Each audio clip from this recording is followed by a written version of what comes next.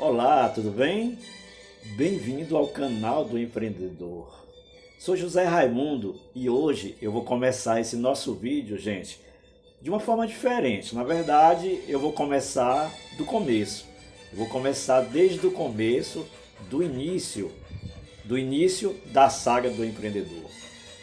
O ano era 1965 e a única proteína que a nossa família tinha acesso naquele período era proveniente da pesca e da caça. Durante o dia, assim como eu tinha muitos irmãos, durante o dia os meus irmãos mais velhos pescavam e caçavam. Já à noite era a vez do meu pai e minha mãe irem para caçada. Não faltava proteína, porque tinha abundância de peixes nos rios do sertão e tinha abundância de caça também. Portanto, não faltava proteína para a família. Então, durante toda a caçada, eles tinham a ajuda do nosso cachorro, que era preto e tinha por nome Pretinho. Pretinho tinha a função nessas caçadas. Pretinho farejava e perseguia a caça, perseguia mesmo a caça até que ela entrasse em um buraco, e aí então meus irmãos e meus pais cavavam até encontrá-la. Numa noite do mês de março, mais precisamente na noite do dia 6 de março daquele ano, meu pai e minha mãe estavam justamente numa caçada quando ela começou a sentir fortes dores, fortes contrações de parto. E correram imediatamente para a nossa residência e só deu mesmo tempo de chegar em casa, gente.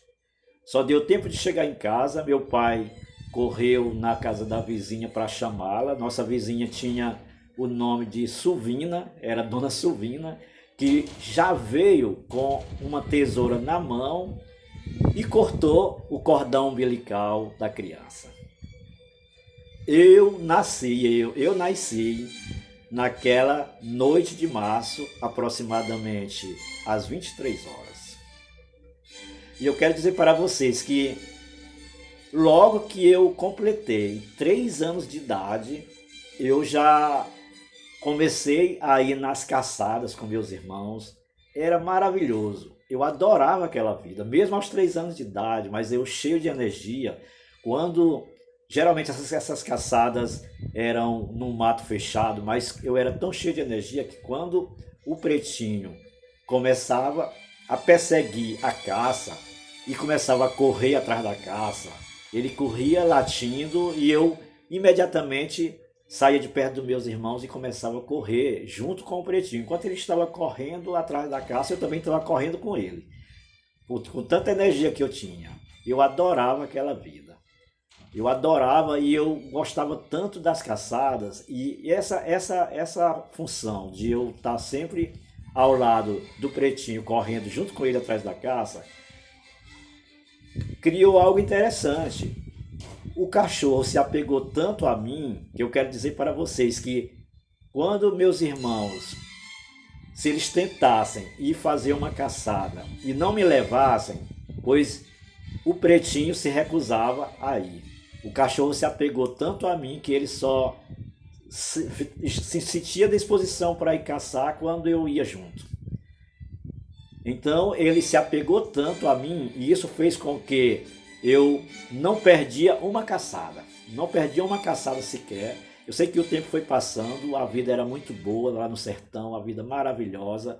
Eu corria de um lado para o outro e participava dessas caçadas. Eu também comecei a fazer pescarias, pescar de anzol, era maravilhoso.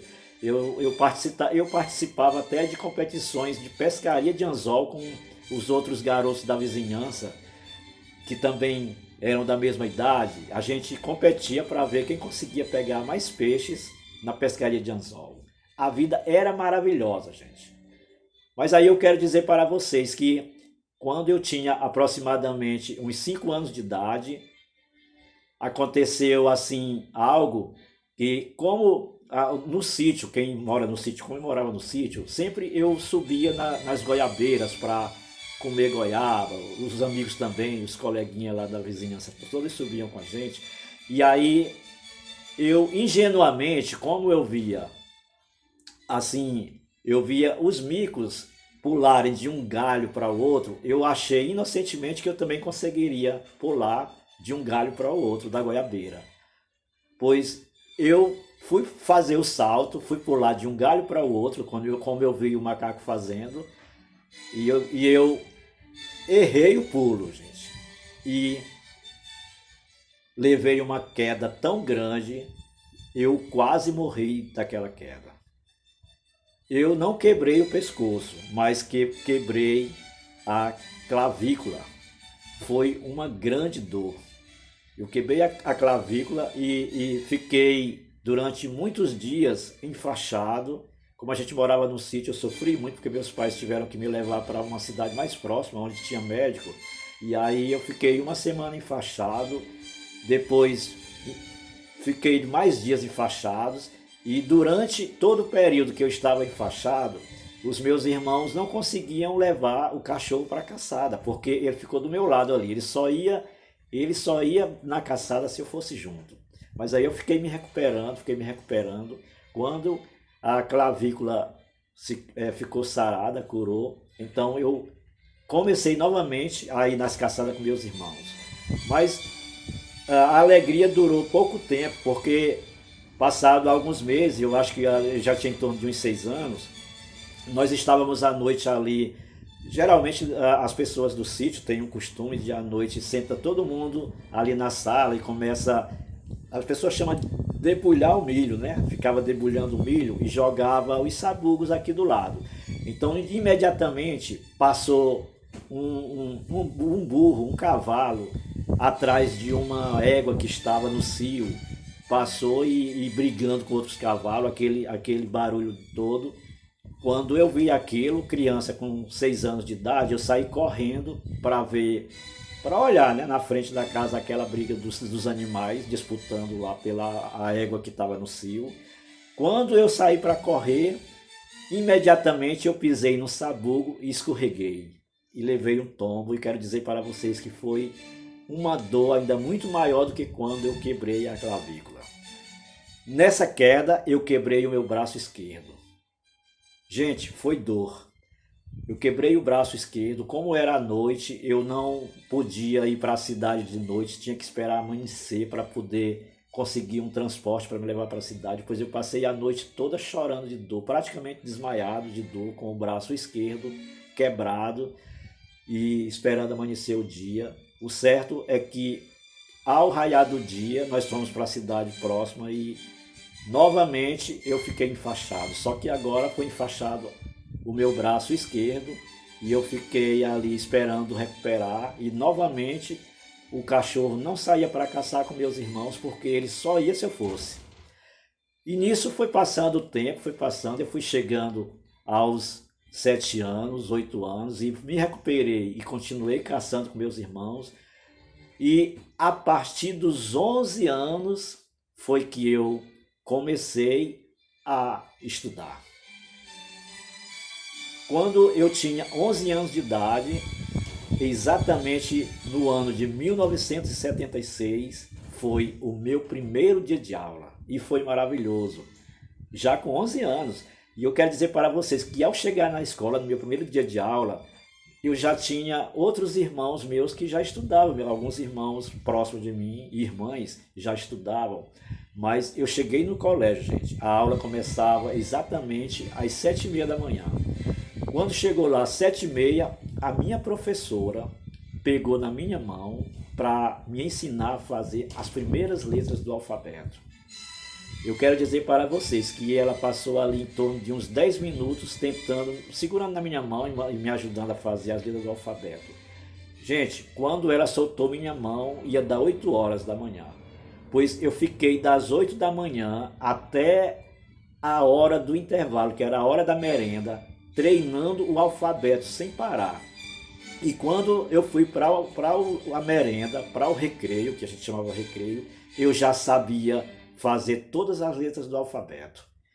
Já sabia fazer todas as letras do alfabeto, e quando recomeçaram as aulas, eu comecei, como eu já comecei a conhecer as letras, eu comecei a fazer o meu nome. Comecei a juntar as letras e comecei a fazer o meu nome. Então eu fiquei ali treinando fazer o meu nome. Fiquei treinando fazer o meu nome, consegui fazer o meu nome. Depois comecei a treinar fazer o nome da minha mãe. Consegui fazer o nome da minha mãe. Depois, isso tudo no mesmo dia, no primeiro dia de aula. Comecei a fazer o nome do meu pai. Também aprendi a fazer o nome do meu pai. O certo é que a aula terminava às 11h30, pois no final da aula eu já sabia fazer o nome, já sabia fazer o meu nome, já sabia fazer o nome do meu pai, da minha mãe, já sabia fazer o nome dos meus irmãos, e olha que eram muitos irmãos. Já sabia fazer o nome de todos os meus irmãos. Isso no primeiro dia de aula. E a professora ficou espantada com a minha inteligência. Ela, inclusive, no interior tem uma lenda que quando a pessoa é inteligente demais, corre-se o risco de não chegar à idade adulta. Essa professora ficou assombrada com a inteligência com a qual eu demonstrei de aprender tudo tão rapidamente, que ela chegou a comentar com minha mãe que ela achava que eu não iria chegar à idade adulta por causa da inteligência que eu tinha. Mas o certo é que aí eu disparei, gente, no estudo. No dia seguinte ela já me ensinou a fazer as aulas de matemática, e o certo é que os irmãos meus que já estavam estudando, pois poucos meses depois eu já estava na frente de todos os meus irmãos. E aí continuei estudando na escola. Como era uma escola rural do sítio, o nome da escola, Escola Rural do Núcleo A1. A escola do sítio, ela não tem todas as séries, ela tinha exatamente só o primário. Então, poucos anos depois eu já havia concluído todo o primário. E o certo é que, como eu só tinha o primário, quando eu concluí o primário, eu concluí em pouco tempo e voltei novamente a ficar sem fazer, sem estudar, porque lá não tinha outra perspectiva de estudo, já que só tinha até a escola primária. Mas a inteligência é tão grande, que eu vou contar para vocês no próximo vídeo, que eu vou botar o link do próximo vídeo aqui embaixo. Eu vou contar para vocês o que aconteceu. Essa mesma professora que ficou assim, muito admirada com a minha inteligência, ela procurou minha mãe e fez uma proposta para eu não deixar de estudar e não ficar ali no sítio desperdiçando a minha inteligência. Eu vou contar no próximo vídeo, eu vou deixar o link aqui embaixo para você depois assistir. Ok? Um abraço e sucesso!